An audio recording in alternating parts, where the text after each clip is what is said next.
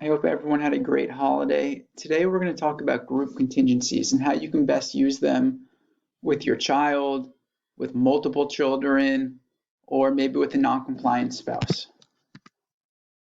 So we're going to go over what they are, what the pros and cons of each are, how we can implement them, and then what outcomes we can hope to achieve. So a group contingency is one in which a common consequence, we're going to stick to reinforcers, is contingent upon the behavior of either one person, a part of a larger group, or each member of the group mastering something.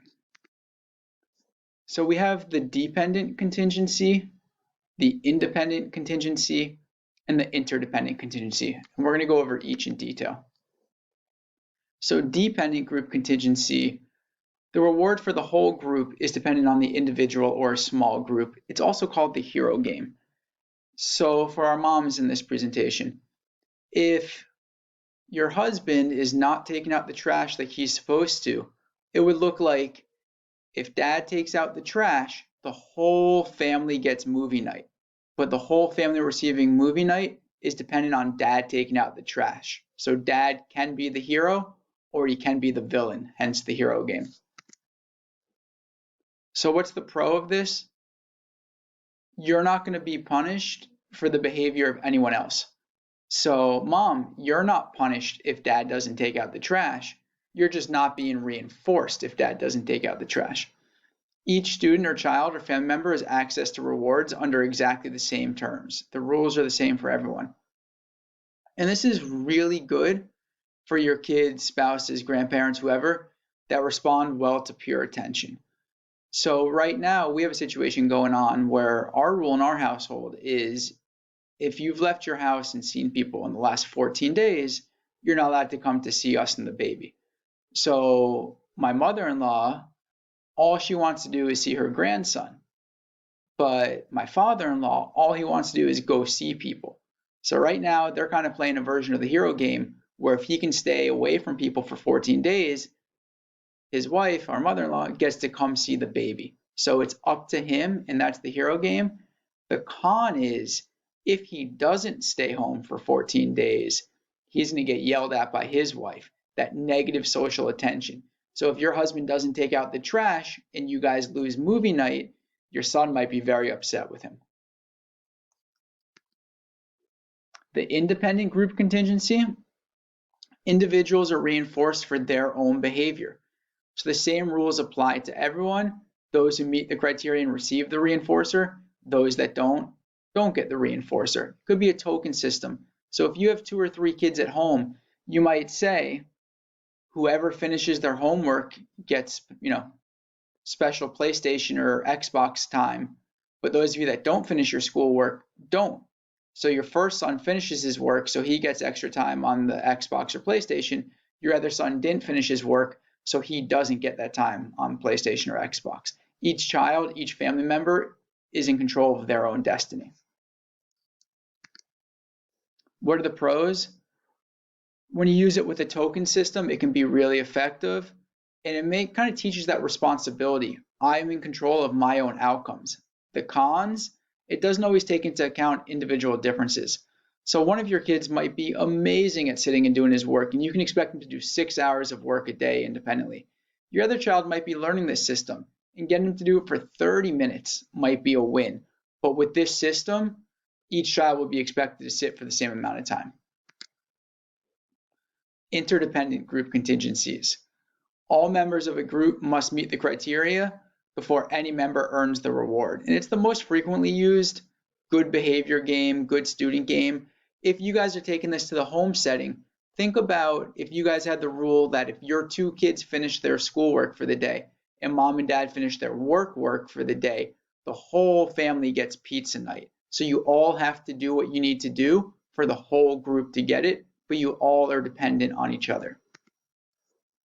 It puts a little bit of peer pressure in the classroom or in the homeroom. So if one of your children is finishing his work and they really want pizza night, but your other child's not finishing his work, there might be a little bit of peer pressure. Come on, man, finish your work because we really want pizza night tonight. The cons are you might see some scapegoating. So if your two kids and you finish all their work, but your husband was off task, everyone might be a little bit upset at dad. That scapegoating can happen, and one person might purposely sabotage the reward for the whole group. So one of your kids might be like, I don't really like pizza anyway, so I'm going to make sure we don't get pizza. So dependent is the best method if the goal is to improve the behavior of one or a small group of students or family members, and you want them to be able to respond well to peer attention. Independent is the best method if the goal is to differentially reinforce behavior. So one child might earn it, one might not, one family member might earn it, one might not, and you could have multiple goals for the individual. You might have a reinforcer for finishing the work, you might have a reinforcer for good hygiene, you might have a reinforcer for completing the chores. Interdependent is the best if the goal is to increase individual accountability within a group, which is a great thing to work on right now. Think about how if we could get the whole family functioning more successfully and more accountable for their behavior as we're on lockdown, this will really help family functioning, and it's really easy to implement. So the first thing you want to do is choose an effective reinforcer. It might be different for each participant, or it might be the same. Movie night might be a fantastic reinforcer. The kids will be happy, and it might be a little bit of a break for mom and dad. Determine the behavior to change.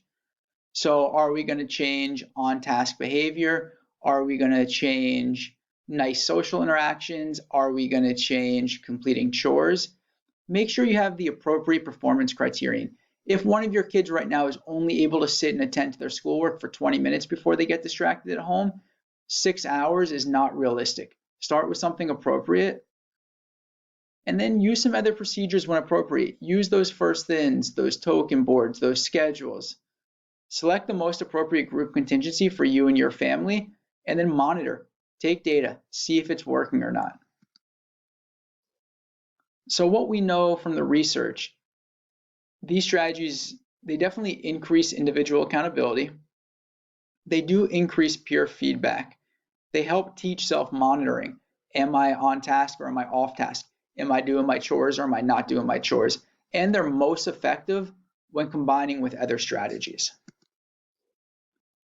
So we know when we look at it from an academic standpoint, cooperative learning is huge. And that's one of my biggest fears is we're on this lockdown situation is we're losing those social skills. So the more you as a family can engage in cooperative learning, the better the outcomes for your children are going to be when we go back to school, the better your outcomes are going to be when you go back to work and have to be more social again.